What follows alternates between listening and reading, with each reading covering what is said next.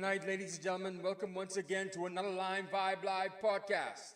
I'm your host, Yori Kemp, here from Nassau, Bahamas, the beautiful Nassau, Bahamas. I thank you for joining me for another Lime Vibe Live podcast. If you have not done so already, please like, share, and subscribe to Lime Vibe 77. That's Lime Vibe 77, LIMEVIBE, the number 77, at YouTube or Facebook or Twitch. Okay? So that's Lime Vibe 77 on YouTube, Facebook, or Twitch. We're streaming on those three platforms right there. So thank you once again for joining me for another Lime Vibe Live podcast. I want to apologize for last week. I'm just now working out this audio situation here, what I have going on here. I just can't seem to get the audio consistent on a regular basis. So I did the entire show without any audio on, and I wasn't aware of it. So I apologize to my viewers out there who are listening and who come back to this video and realize that, hey, the April 17th show is not here. What happened, Yuri? Well, you know, we had audio problems. But thank you for joining me for another Lime Vibe Live podcast. So let's get straight into the show, huh? So the first thing we're going to talk about tonight is, I don't know if you guys have been following what's been going on in Trinidad and Tobago right now, but they're grappling with a bacterial infection that's sweeping the neonatal clinics. A bacterial infection that's killed up to 18 babies right now between the Port of Spain General Hospital and the Kovo Hospital. Over 12 babies have been killed. All of them were premature, under 32 weeks. Okay? And this infection has left parents devastated. I mean, people are losing their babies by almost every day now, it seems. And the Minister for Health, Terence Dayal Singh, I should say, he's saying that the opposition to UNC, the United National Congress, they are politicizing the event. My God, Mr. Dayal Singh, babies are dying. Babies are dying. How could that be politicized? That's 18 children, 18 babies, 18 newborns that don't have a chance at life that have died in your care while you were minister from a bacterial infection that you have not yet admitted. No, how could you? How could you? Why can't you get to the bottom of this bacterial infection? It's not just in the Port of Spain General Hospital, it's in all the neonatal clinics, from what I understand. And you're doing nothing to solve it. That's a disgrace. That's a disgrace for the PNM government. That's a disgrace, man. We had an bacterial infection here in the Bahamas. That was about 6 years ago. We cleaned it up pretty quickly. I mean, it was embarrassing that we lost about 6 kids. We even had ants inside the neonatal clinic here in the Bahamas. So I know how devastating it could be for families who are going through that.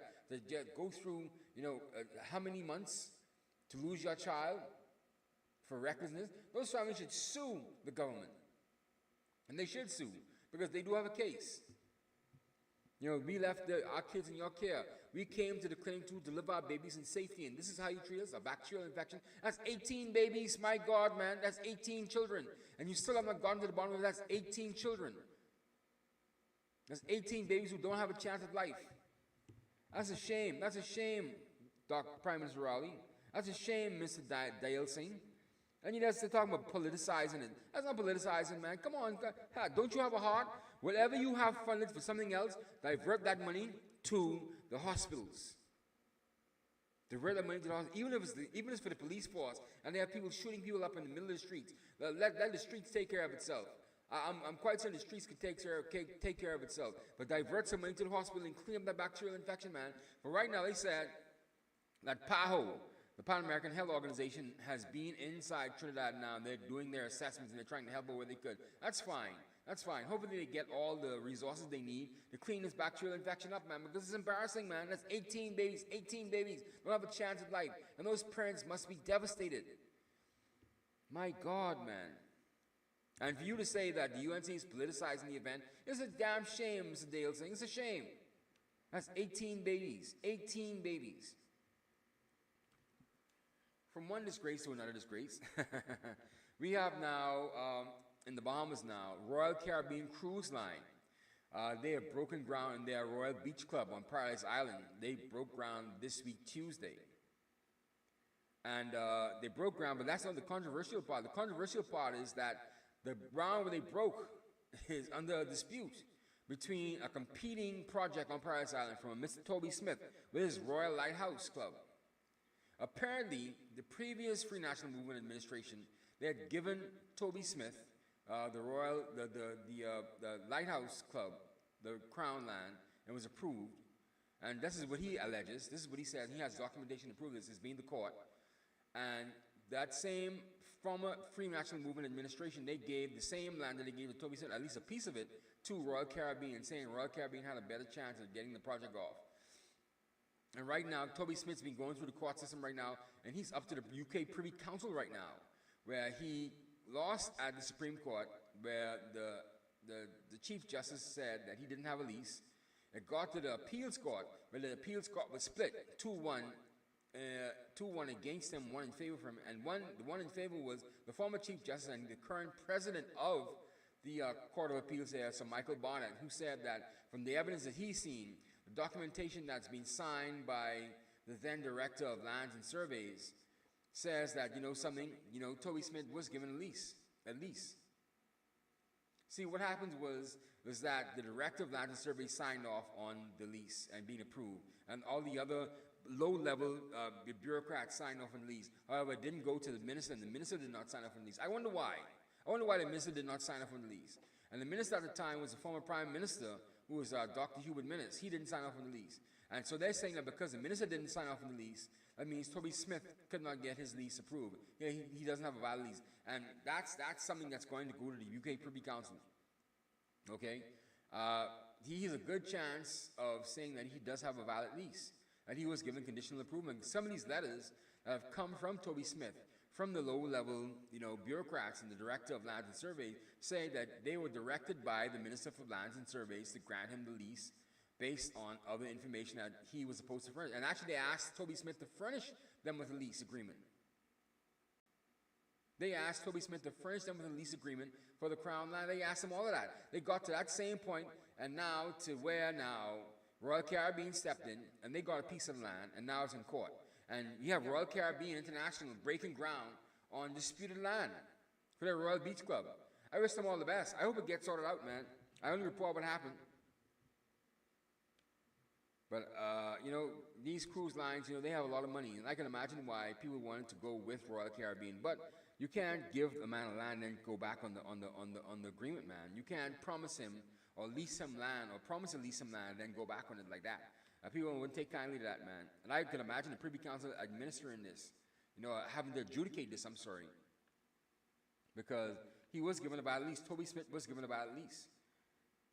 And Royal Caribbean may not have a valid lease yet. So all this is up in there. You can't give the same land, the same parcel of land to two different people. You just can't do it. Another story is, according to the Inter-American Development Bank, but the study they did in Trinidad and Tobago, Jamaica, and Barbados, they are wanting now to invest in climate-resilient infrastructure in these three islands. They're saying that the cost of energy consumption in Trinidad, Barbados, and Jamaica is in the millions of dollars. And they want to invest in, climate-resilient infrastructure. They're saying that Caribbean islands are highly susceptible to impacts of climate-related hazards due to their size and location. Duh. These intensifying hazards include droughts, hurricanes, floods, high temperatures, and sea level rise, which can cause significant damage to the environment and consequently economic sectors. Yes, of course. Everyone remembers the Hurricane Dorian that happened in 2019 in the Bahamas. That's about $2 billion worth of damage, insurance claims alone. That could cripple a country. The statement went on to say, this predicament has led to the need for climate adaptation in forms of climate-resilient infrastructure to withstand the impacts of climate change. Yes. The study added, due to location and intensifying hazards, Caribbean residential and SME development, small and medium-sized enterprise developments are susceptible to climate-related impacts. Yes, small businesses are mostly affected by these hurricanes because they could shut down, whereas the larger companies, they could open back up within a week's time, whereas a small business, they go under. You can destroy them because most of them don't have insurance, and they don't know how to take care of their property. And so when they are affected by a natural disaster, that could cripple them for the rest of their life. That could destroy their whole livelihood. The report also went on to say that, where is it said? Well, that's about it. That's about it for the story. Yeah, if you go on the Caribbean Magazine Plus, you could read the entire report. You read the entire story there. We have it all there on Caribbean Magazine Plus. Conversely, the Economic Commission for Latin America and Caribbean, ECLAC, or CELAC, as they call it in Spanish, the Spanish-speaking territories, but it's ECLAC for us English-speaking countries.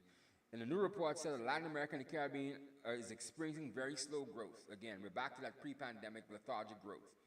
The report said that the challenge of accelerating the 2030 agenda in Latin America and the Caribbean. That's the name of the report. The challenge of accelerating the 2030 agenda in Latin America and the Caribbean. It detailed that due to the various crises that have beset the region over the past several years, including the slow economic growth and trade growth, climate change, forced migrations, geopolitical conflicts, and the recent humanitarian crisis and the ongoing wars in Europe and the Middle East has made the regional landscape more problematic. That means all these problems are intensifying now. We're back to low growth. We can't get oil, and we can't get wheat from Ukraine, and so this is making our economic situation a bit more dire. Okay?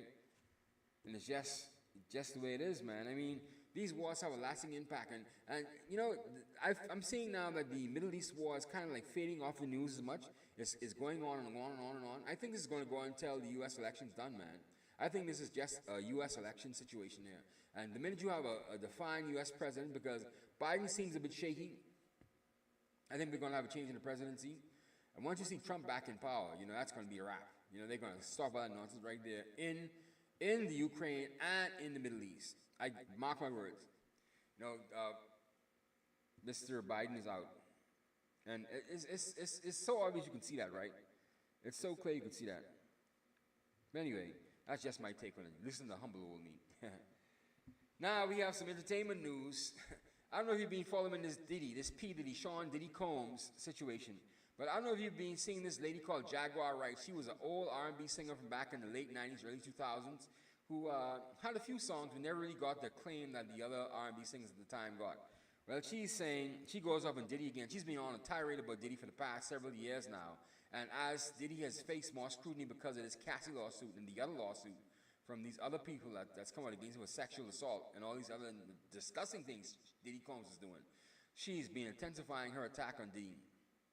And she claims that leaked audio of Diddy and another rapper called Meek Mill, another leaked audio of them having homosexual sex.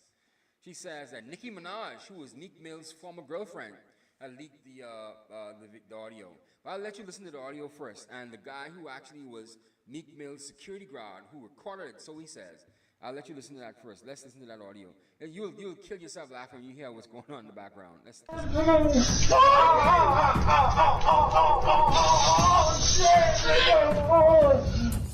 was spiked, son. Like, all the champagne was spiked. Everybody was passed the fuck out. I don't drink, so I was playing that shit off like I don't fucking drink. I smoke. Like, I smoke and I had my own weed, but like everybody was passed out. Yo, Diddy had that man in the room. Look, yes, I put my ear to the door and I brought the phone because Diddy started going in overdrive. I ain't know what the was going on, but I just heard balls slapping against his cheeks. I heard the struggling to take. I heard this being like, yeah, daddy. Like when he started all that daddy this and daddy that, and then I heard some hollering and struggling. Like, yeah, I kept the phone there and I recorded all that shit because I was like, this Diddy.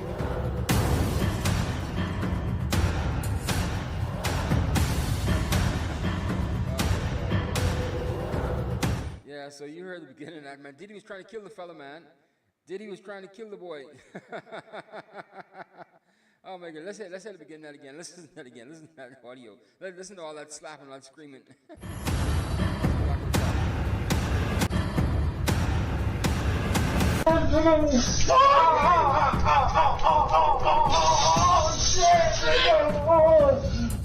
It was spiked, son.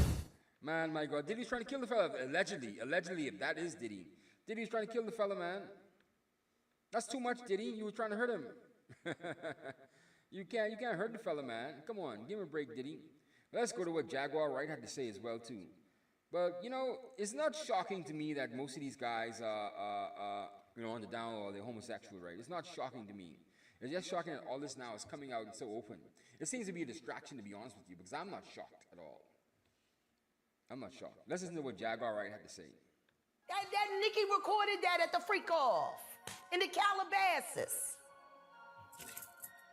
She been waiting to drop that shit on Meek. In the heart of Calabasas, at the infamous freak off, Nicki dropped the bombshell we've all been waiting for. Just when we thought Jaguar had stirred the pot enough, here comes Nicki with another jaw-dropping revelation.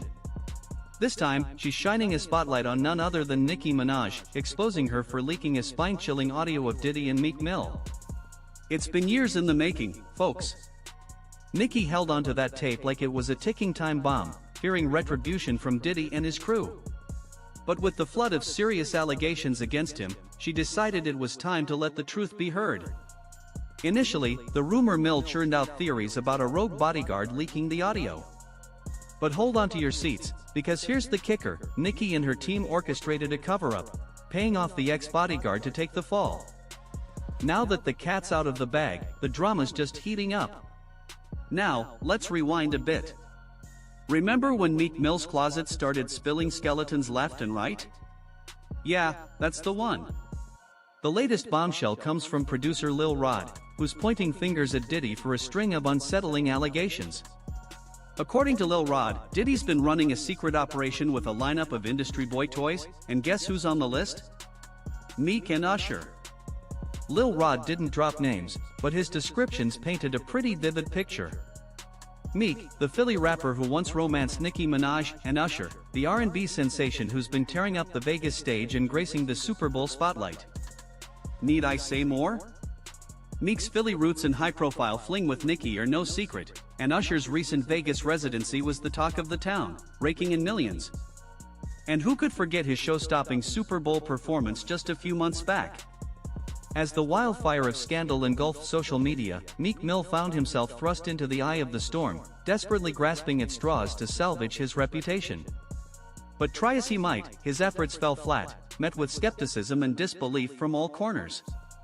In a frantic bid to regain control, Meek unleashed a tirade, vowing to take down any celeb who dared cross him, swearing off photos and launching into a tirade that had Philly roots written all over it. But the more he protested, the louder the whispers grew, fueled by the relentless churn of black blog sites twisting his words, painting him as something he adamantly denied. "I go after any big shot who tries to pull a fast one on me. No holds barred. That's just how we do it in Philly. My crew's got my back in this crazy industry. Every online outlet twisted my words to fit their narrative. They're out to tarnish the image of black leaders. But they can't touch me. You gotta see through the lies. And even in death, I'll only get bigger. Unlike this guy. LOL. Hours dragged on, his online outbursts mounting, until finally, he faced the elephant head-on, vehemently denying the damning accusations of his involvement in any illicit affairs with men. Philly bred. No coke, no molly. I'm too heavy for that. Nobody would dare come at me with that gay stuff, or they'd face the wrath of the whole city. Woke up to these rumors plastered on every blog, like they've got me figured out. LOL. For a moment, some bought into his fervent denials. After all, his public persona revolved around women, his music pulsating with tales of female conquests. But then, the unthinkable shattered any lingering doubt. A chilling video emerged, capturing Meek in a compromising position with none other than Diddy himself. You won't believe the scene that unfolded. Meek's screams pierced the air, echoing with a desperation that seemed to teeter on the brink of oblivion. But amid the chaos, Diddy remained unfazed, undeterred by the tumultuous outcry.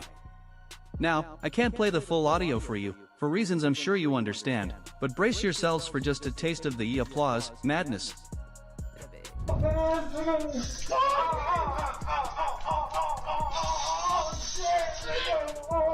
Later revelations peeled back the layers of this sordid tale.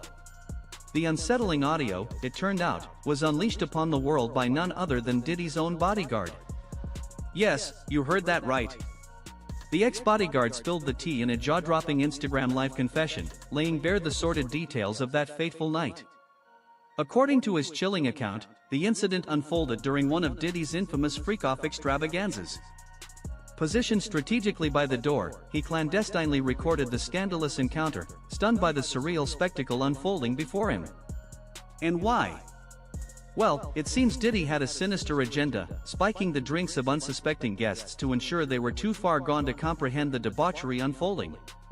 But our intrepid whistleblower remains sober, bearing witness to the shocking rendezvous between Diddy and Meek. Champagne was spiked, son. Like, all the champagne was spiked. Everybody was passed the fuck out. I don't drink, so I was playing that shit off like I don't fucking drink. I smoke. Like, I smoke and I had my own, but like, everybody was passed out. Yo, Diddy had that man in the room. Look, yes, I put my ear to the fucking door and I brought the phone because Diddy started going in overdrive. I ain't know what the fuck was going on, but I just heard balls slapping against cheeks. I heard the struggling to take. I heard it's being like, yeah, daddy, like when he started all that daddy this and daddy that, and then I heard some hollering and struggling, like, yeah, I kept the phone there and I recorded all this because I was like, this Diddy bitch. Everybody kind of knew back in the day that Meek Mills and Punk was a little too friendly. Anytime two rappers or two people in the industry come dressed up alike on more than one occasion. And just when you thought the drama couldn't get any juicier, enter Jaguar Wright.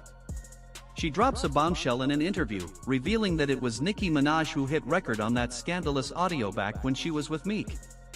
Talk about a betrayal. According to Jaguar, she dumped him soon after for that very reason.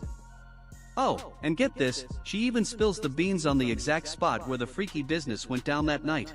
Man, And then milk running around, talking about expensive pain in his eyes. wait, this is Philly you're talking about now. Wait a minute, Jag. Me, Wait a minute. he's a f***ing Fruit Loop. He Diddy fried. This is Philly. He's a deep fried. Period. He Diddy fried. He Diddy fried. He the Diddy do our bop. Me, real rap. You think that audio that they put out was real? Yeah, that was him. Nicki put that out there. That Nicki recorded that at the freak off in the Calabasas. She been waiting to drop that shit on Meek. She just wasn't gonna tell nobody it was Diddy. But now that Diddy out there, why not? Listen up, folks. Jaguar Wright ain't holding back, and neither should we. She spills it all, straight from the hip, leaving no stone unturned. And let me tell you, it's a bombshell of epic proportions. Nicki Minaj, the queen herself, sitting on that explosive audio like a ticking time bomb, waiting for just the right moment to drop it. And drop it she did, right from the heart of Calabasas, at the infamous freak-off. But here's the kicker, folks, she wasn't planning on pointing fingers at Diddy, until now. But hold on. What's this about the ex-bodyguard taking the fall? Jaguar sets the record straight, revealing it was all a ploy to keep Nicki's hands clean. So then who's the guy who's claiming he recorded it? Oh, The somebody that bouncer. got paid? Yeah, he said like I was Yeah, standing somebody outside the that door. got paid. Yeah. So who's the real culprit behind the leak? Well, let's just say, there's more than meets the eye. And let's not forget the tangled web of drama between Meek Mill and Nicki. From accusations of physical violence to whispers of a double life, it's a saga worthy of Hollywood. Nicki ain't one to mince words either, dropping hints left and right about Meek's hidden truths. Remember when she put it all out there on Queen Radio? And a lot of, I ain't gonna say no names, but a lot of these people that y'all want me to be with be fake on the low gay, be mentally and physically and verbally, be having eating disorders. Oh, and let's not forget her live chat with Soulja Boy, where she dared to speak the truth that others dare not touch. Do you think it's a lot of undercover brothers in the industry? Oh no, Queen. We don't know nothing about undercovers. Oh no. We don't know about that. Okay. Because I do. You said what? Oh, I said I do. Buckle up, folks, cause this ride's just getting started, and trust me, you won't want to miss a single twist and turn. Get ready to uncover the untold truths, folks, because we're diving deep into the tangled web of Nicki Minaj's life. Back in 2021, whispers swirled about a documentary set to spill all the tea, from her rise to stardom to the messy entanglements of her past relationships. And who could forget her brief stint under the wing of none other than Diddy himself?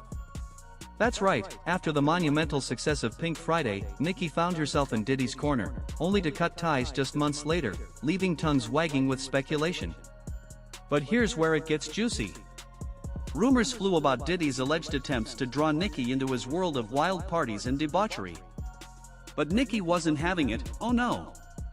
She made a swift exit before things got too messy, leaving many to wonder what really went down behind closed doors. And then there's the documentary debacle. Meek Mill, feeling the heat, slapped Nicki with a cease and desist, desperate to scrub any mention of himself from the tell-all flick. But why the panic, Meek? If there's nothing to hide, why try to silence Nicki's truth? The industry's grip tightened, silencing Nicki's voice before it could roar. So when the leak hit, it wasn't just scandalous, it was a battle cry. Nicki's way of saying, I may be silenced, but I won't be silenced forever. A defiant expose, shining a light on the shadows of the industry, without putting herself in harm's way. Now that's what I call speaking truth to power. Jaguar's got the receipts, no doubt about it. Her words hitting like a truth bomb, leaving no room for doubt. And the reactions? Oh, Lord. Yeah, that's that Jaguar right, man. Sorry for that long video right there. That was a AI-generated voice. But still, though, you know, like we said, I'm not shocked. And I've seen videos of Meek Mill before, and he always looked kind of fruity to me. That's not to say that he was on that audio right now. It could have all be alleged, right? It could all be just fake and just made up. But, you know, he did look kind of fruity. Actually, most of these guys in the entertainment industry look fruity. Even 50 Cent looks fruity. You ever saw him throw a baseball? You ever saw the video? Search 50 Cent throws baseball, and you'll see what I'm talking about. You'll see the fruity, faggoty looking way. There's nothing wrong with it, right? But then don't come on being so tough, like, you know, who you are. You know, don't speak on another man's homosexuality like how he's been speaking out against Diddy. For Diddy being involved in all these parties and these wild, raucous parties, you know. Don't throw stones if you have a glass house, Mr. 50 Cent. Mr. Curtis Jackson. Yeah, so, yeah, Jaguar Wright, she's been on a tear, man. And she has a bunch, she's on everywhere, man. She's on Real Life Tales. She's on a Real Life Street Star Story. And she's on a bunch of other different blogs. Storm Monroe is where she first really got off on, Storm Monroe. And she's been taking off. And everywhere she goes, the views go up and up and up. You know, Diddy's in a lot of problems, man. And he got to have a lot of, from what I understand as well, Diddy has a lot of, you know, high-ranking politicians and CEOs and even ministers, pastors on these videos at these parties, these Diddy parties. You know, Cat Williams is right, man. Diddy be wanting to party, but you got to tell him no. You got to tell him no. Oh, Lord, my goodness. But, you know, that's Hollywood for you. That's the entertainment industry, you know. It's full of smut and sleaze, and they'll take advantage of you because they know you want the fame, they know you want the glory, and they know you want the money. So they'll take advantage of you. Of course they'll take advantage of you. If you lay there and you let them do it to you, they'll do it to you. But you have to stand strong. You have to stand firm. All right, let's take our show back from the top, man. We're talking about the Trinidad and Tobago bacterial infection that's sweeping the neonatal clinics in the Port of Spain General Hospital, as well as the Cuba Hospital, you know. It's a damn disgrace. Terrence Day Elsing, sorry, the Minister of Health, you know, clean that up, man. As 18 babies died in the neonatal care clinics in the Trinidad and Tobago, in the Port of Spain General Hospital and the Cuba Hospital, and several hospitals around Trinidad and Tobago. You got to do something, Mr. Day Elsing and Dr. Rowley. That's 18 babies, all under 32 weeks. 32 weeks, you know, died in hospital in Trinidad and Tobago from a bacterial infection that they still have not cleaned up as yet. Then we have Royal Caribbean, you know, building their Royal Beach Club on Paradise Island in the Bahamas. We have them building it on disputed land. Disputed land with another entrepreneur called Mr. Toby Smith with his Royal Lighthouse project. Okay, not the Royal, with his Lighthouse project on Paradise Island. And so that matter is going to the Privy Council, and while that's going to the Privy Council, Royal Caribbean is breaking ground on their Royal Beach Club. You know, I don't see how they could build on that, and it's disputed. It's going to the Privy Council. What should have happened with Toby Smith is he should have filed for an injunction. His lawyers are crappy lawyers. His lawyers should have filed for an injunction while this is going through the Privy Council. Actually, his lawyers are two-bit lawyers. I would have filed for an injunction right away. I would have filed for an injunction right from the Court of Appeal. I would have filed for an injunction at the Supreme Court and say, this is going to the Privy Council. No one do anything until we get this matter sorted out because this is in dispute. That's what should have happened, but his lawyers didn't do that. So now Royal Caribbean is going to move forward. They're probably going to alter the line in the way Toby Smith may not even want that anymore, even if he does win. We also have the Inter-American Development Bank saying that, you know, Trinidad and Tobago and Barbados and Jamaica need to invest in climate-resilient infrastructure to help deal with climate adaptation, you know. SMEs are losing money by the millions of dollars from what they've said. And they need to, you know, due to intensifying hazards and all these other things that have come along with, you know, climate change, you know, Caribbean residential and small medium-sized enterprise developments are susceptible to climate change impacts. You know, a hurricane can wipe out a small and medium-sized enterprise within a matter of a few hours. You know, it can never recover.